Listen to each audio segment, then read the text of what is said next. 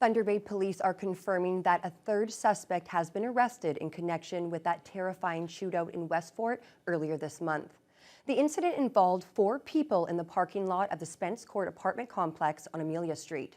One man began shooting at 3 other people, who then returned fire while ducking behind a vehicle. More than 20 rounds were fired, but no one was struck by any of the bullets.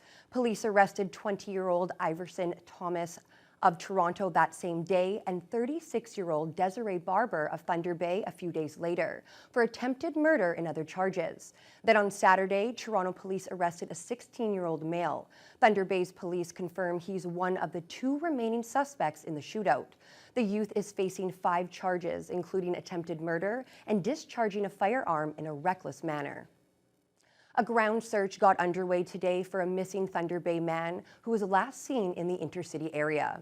55-year-old Pierre Cautiache is described as an Indigenous man standing about 6'2" with a thin build. Police say he is nonverbal as a result of a brain injury. The last confirmed sighting of him was at 5:30 p.m. Saturday when he was on foot in the Thunder Center area. He was last seen wearing a black jacket, black pants, a black toque, and a blue sweater. Police have set up a command post along Fort William Road, and a ground search was conducted by police and city firefighters around the intercity area. Nearby residents are being asked to check their security cameras for any footage of Cautiache and contact city police immediately. Local grain handlers could be heading to the picket lines this weekend. The United Steelworkers have issued a 72-hour strike notice after a large majority of their 180 members rejected a final offer from the Lakehead Elevators Association. The grain handlers represented by USW work at the Richardson, Viterra, and Superior Grain Elevators. The staff rep for the union, Herb Danaher, says their last contract expired on February 1st, and they've been unable to reach a new deal. The main sticking points are pensions and cost of living increases to their wages. The 2 sides have not had a labor dispute, which led to a work stoppage in 20 years, and Danaher is hoping to avoid one this time as well. We've served a 72-hour strike notice that's required under the Canada Labour Code. It's effective Saturday morning at 8 a.m. However, there's still some time between then and now to sit down with the companies and try to get a deal that our membership can live with. Is this heading towards a strike? I mean, at the end of the day, the potential exists. But again, our primary interest is getting back to the table to try to find a resolution and avoid a labor dispute if at all possible. And hopefully there's an opportunity for that to occur. If the 2 sides don't reach a deal, the strike action could begin this Saturday. The Lakehead Transportation Museum Society has a new name and fresh branding as they gear up for a busy summer. It's now called the Transportation Museum of Thunder Bay, and officials believe the name change will help bring more tourists to the Pool 6 dock. When you look online, you're doing that. They are looking for things that in Thunder Bay and history of Thunder Bay. A lot of people have that history background. They want to know about the city and what it's done and what it's created over the years. And this museum is showcasing that, all that stuff, from the ships to the rail cars and everything else that we have going on here. The new logo is meant to communicate what the museum does and its values in a simple way. The group is planning for an exciting season ahead with some new ideas such as a dockside market expected to be up and running in early June. The museum has already received interest from a number of local businesses hoping to participate. Foglia says the plan is for the market to be a representation of the city. From food markets to artisans to crafters, and we can kind of split it up so that people that are, especially the tourists and stuff, can bring a piece of Thunder Bay back with them, whether it's something they tried here or some kind of designs or artifacts that they picked up that was created here in Thunder Bay. The market will be set up next to the water near the Brill buses. However, the caretaker of the buses, Charlie Brown, says he still intends to move them to a new location this summer. Officials with the Transportation Museum say they're having discussions to potentially bring the vintage caboose over as a replacement. The Premier calls it a scam, randomly drawn up with a highlighter, referring to the thousands of acres of protected land called the Green Belt. But just what was the process in creating the boundaries for this protected green space? Siobhan Moore spoke with one of the designers. Good morning, everyone. The Green Party leader is behind a trio of private members' bills aimed at protecting the Greenbelt from future development. The Premier has a chance to support the farm economy. Mike Schreiner feels it's necessary, especially in light of some recent rants from the Premier. We had a Liberal government that a bunch of staffers randomly got a highlighter, just a big scam as far as I'm concerned. This one right here. John Gerritsen was the housing minister, tasked with helping to shape the Greenbelt in Dalton McGuinty's government. Hearing his proudest achievement called a scam.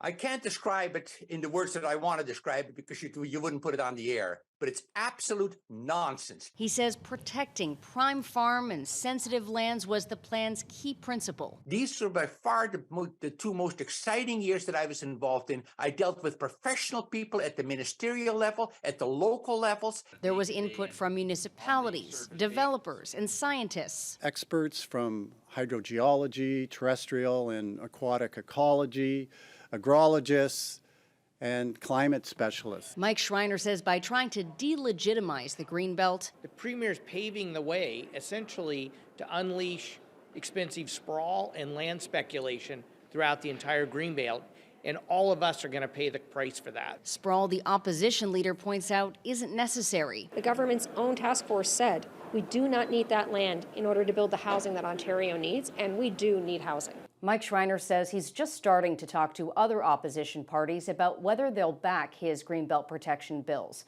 Even with their support, these bills have little chance of going anywhere, with opposition members outnumbered by the government. At Queen's Park, Siobhan Morris, CTV News. Today is the official International Day Against Homophobia, Transphobia, and Biphobia. So to mark the occasion, members of Thunder Bay's Rainbow Collective, the Thunder Pride Association, and City Council held a flag raising at City Hall. The Progress Pride's transgender and bisexual flags were raised this morning against a backdrop of blue sky, with just enough wind to ensure the three flags kept flying.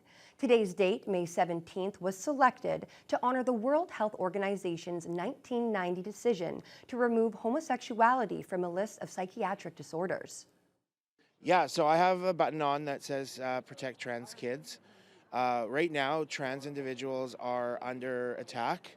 They're being harassed online at local gyms here in Thunder Bay. And we really want to ensure that kids who are still struggling with their identity have the support necessary to ensure a healthy and vibrant life. For you here, for our community at large, across the province and across the world, stand up and call out the rising tide of hate.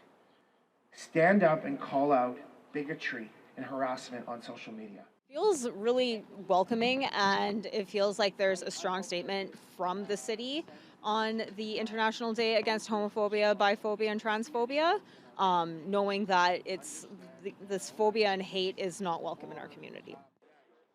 As part of the day's events, a conversation about rising levels of hate is being held at this hour at the Brody Library.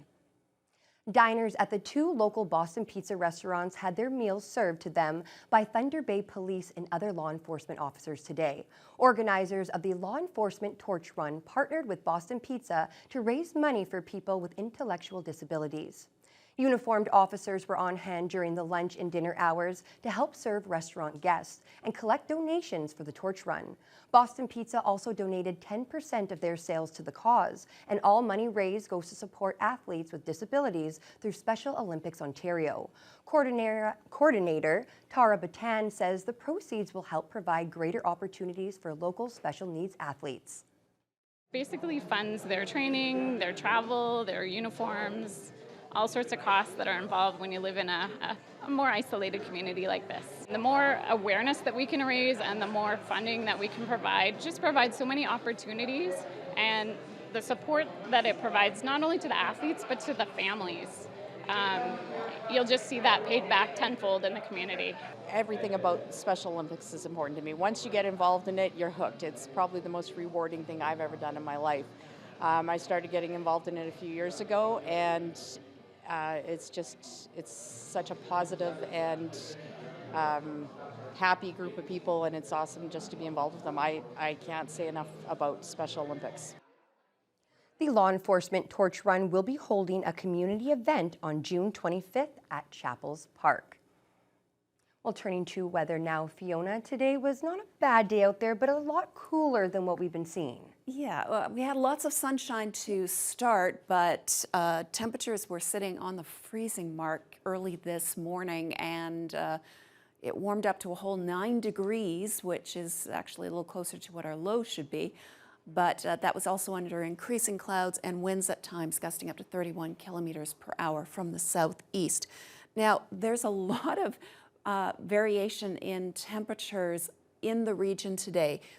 As we head west, you can see temperatures warm up in Atikokan. They're at 15, 18 in Uppsala, 22 in Fort Frances with loads of sunshine, 21 in Kenora. In Red Lake, they had some increasing clouds, and the rain just started in the last hour, but they're still enjoying 19 Celsius. As we head eastward again into Sioux Lookout, they're at 18, and then in Armstrong, it drops down to 10, 12 in Greenstone, once again with sunshine, but just no heat.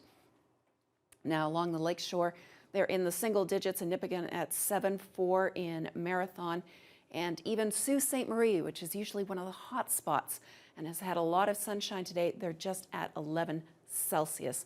Here in the city of Thunder Bay, we are going to slip down perilously close to the freezing mark. A low of 2 is expected. And although we'll start out under partly cloudy skies, we are expecting some late night showers, and that is just the beginning of a system that is going to move through a little slower than you might like. It's not a solid system, but it is going to give periods of rain for Thursday and into Friday. But here's the good news. The weekend so far is actually looking very sunny and very nice, and I'll have more details on that later on in the news hour.